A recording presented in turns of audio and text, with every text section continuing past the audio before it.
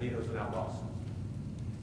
Into the 1970s and 1980s, following Vietnam, we had a different paradigm existing in America. There were two things at play that make it different from what was going on in World War II and make it different from what we're experiencing today. One of those was the draft.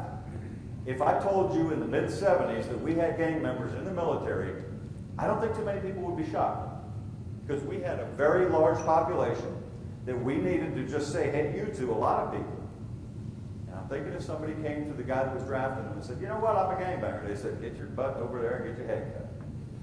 One of the biggest issues is, post-Vietnam, gang members who joined the military did not sever their ties with the gangs. Prior to Vietnam, in World War II, the Korean conflict, and during the Vietnam conflict, if a gang member got drafted or volunteered for the military, he usually or she usually severed their ties with the gangs. So they didn't bring the gang mentality in to the military life. And that's the second part of it, because back then, basic training, boot camp, would get that mentality flushed away from you. Hasn't existed lately. You're not changing anybody just by sending them into the military.